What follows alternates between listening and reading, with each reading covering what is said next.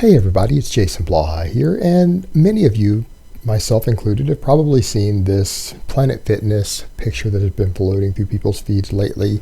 A lot of people in the fitness community, the online fitness community at least, have acted very outraged about this. And I'm really not outraged by it. The only other person I saw who had a voice of reason about it was Alex Viada, which you guys can always go check his page and see what he had to say about it. He is the owner of Complete Human Performance and the writer of The Hybrid Athlete. He had a take on it similar to mine. You know what, guys?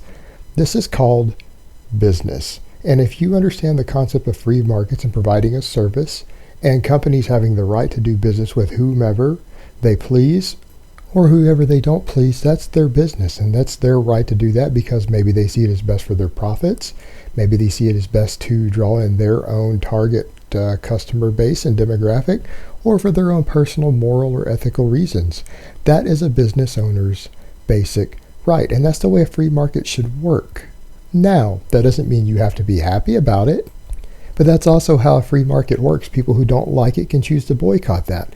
But the reality is you guys need to understand that it is a business owner's right to do business with whom they please. For example, when I lived in the UK, back when I trained at a powerlifter gym that was owned by an IPF powerlifter, when he found out that I had made a YouTube video saying that I don't have any problem with athletes using drugs in sports, it doesn't bother me, I don't see a moral issue with it. That's just them competing. That's the reality we live in. And if they unbanned drugs in sports, that I wouldn't have any problem whatsoever with it. Me making that statement caused him to say that he didn't want a person like me training at his gym, that he felt it was bad for his gym, and he didn't want someone who was okay with drugs in sports training at his gym. He met me at the front door of it. He handed me my entire month's payment back. I'd used about a week of it up for that particular month, and he canceled my contract. And you know what? Rather than be a dick about it, I looked him in the eyes and said, I'm very disappointed, and while I disagree with your viewpoints here, I respect your right as a business owner to decide who you want to do business with. And so I'm not going to have a problem with that. And I looked him in the eyes and I shook his hand. I think that surprised him a little bit, but that is how you have to operate in a civilized society if you want to have privately owned businesses. And we live in that type of society. You have to respect those things. And let's be realistic about what Planet Fitness does. Why should anyone care if there's a very, very underpriced gym that draws in noobs and people with no experience who are too intimidated to go to real gyms? Because I go to a real gym, I go to a very hardcore gym, and I'm going to get to that in a minute. That's where I choose to train. I wouldn't really train at a Planet Fitness, but you know what? If I had no other choice, I was out somewhere, I needed to get a quick workout in, I didn't have anything else available, and a Planet Fitness was the nearest thing, and I was going to miss a workout otherwise, I'd probably pay my day fee, and you know what? I would go in and respect their rules, because that is their private property. They have a right to kick you out if you don't follow their rules, however silly their individual rules are to private property or a private club. When you're entering that place, you as a civilized person have an obligation to follow their rules, even if you disagree with them. And if you disagree with their rules, then boycott that business, boycott that club, don't enter. You can protest it all you want, but in a civilized society, we need to respect the individual property rights of people, the individual rights of club owners, business owners, things like that. That's their right. We may not like it, but we can choose not to do business with them. I have other companies, for my other channel that for my own reasons, I choose to boycott. I recommend people boycott them, but I don't want to remove their right to do that. That is how you use a market. In a competitive market, your buying power is what can influence people's rules. They'll sometimes change their rules because of the loss of income from their customer base's buying power. But in this case, these sort of rules boost the buying power of their customers because they want to attract people. And you guys need to understand, a lot of people who are new to the gym are very intimidated by people. There are a lot of douchebags at gyms. A lot of people can seem really intimidating, and we all know that most really big bodybuilders, most big powerlifters are generally some of the nicest, biggest teddy bears you'll ever meet. They aren't intimidating when you get to know them.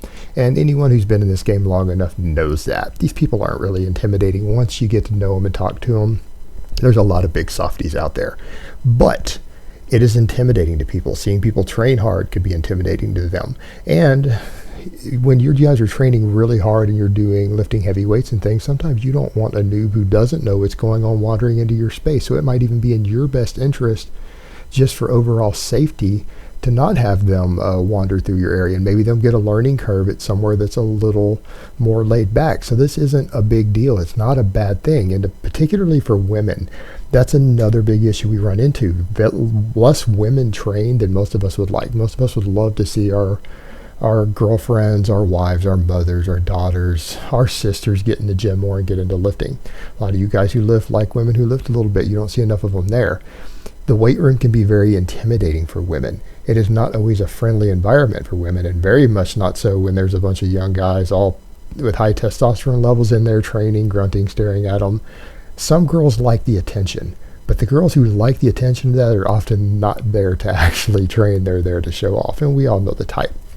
Women who are really out of shape and very intimidated by those things oftentimes need a slightly milder environment.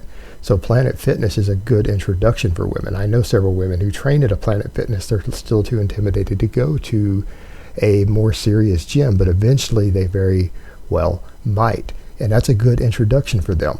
Is it the best environment to train? No. Is it the best environment to train effectively? No, because you can't always squat or deadlift heavy or any of those things that people need to learn to get into shape the quickest and get the most benefits. But you know what? Training in their environment is going to be better not training at all. At least someone who goes in there and spends 6 months or a year doing something, getting used to some type of resistance training, is going to be a lot better later when they go to a more serious gym. They're going to at least build some foundation to work with. They're at least going to be a little stronger, have a little better motor patterns, motor unit learning. They're going to build a little bit of muscles so they can train in a more effective environment. It's not going to be the fastest way from point A to point B, but if it keeps them consistent, it puts them in a gym where they feel comfortable to train. It can be a stepping stone for some people. And the thing is, let's be honest, it's dirt cheap.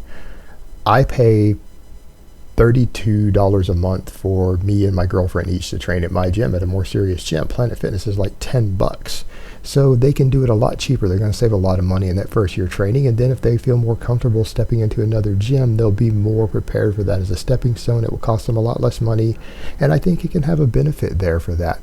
And again, particularly for women. Now, some hardcore gyms are set up to be women friendly. My gym is. I train over at Iron City in Cypress, Texas here. But the gym owner's wife is a manager of the gym. She has been a female competitive bodybuilder for decades. She brings in a lot of bikini competitors, a lot of female physique competitors. Our gym is very, very female friendly. Something like 50% of the membership are females. They have a lot of competitors there. But that is kind of a unique environment. You don't see that in a lot of hardcore gyms. And so because you don't see a lot of that, a lot of gyms are simply going to be very intimidating for women. And places like Planet Fitness can be one of the better places for them to start if they're just too intimidated to do it. So this whole idea that it's a completely negative thing, that we should be angry about it or upset about it, no, we really shouldn't be. It doesn't have to be a negative thing. There are plenty of other more serious gyms for those of us to train at who are more serious. This doesn't negatively affect us in any way. I don't see a big deal about it. And like I said earlier, I think if you are a mature, responsible adult and you had to go train at one of these because you had no other choice for the moment, it was a one-time deal or whatever, you were in there as a guest, I would hope that most of you would go ahead and follow their rules and behave responsibly and have some respect for the people around you who've chosen to be in that environment, and respect for the management and the ownership of that gym, because that is their right as a property owner and a business owner to dictate what they want people to do when they're on their property. And when you're in your own property and you have your own business, it should be your right to do the same thing and behave however you want. But again, it comes down to just understanding property rights of the individual. And so while I wouldn't like the rules, if I was in there, I would try to be respectful of them. That's just basic common courtesy and being a decent person. And when you think about who their target demographic is, it really makes a lot of sense that they have those sort of rules. It shouldn't really be seen as a negative thing. And I think people are getting their feathers rustled over nothing really. It's just not that big of a deal, guys. You know, just think about it for a minute. It makes a lot of sense.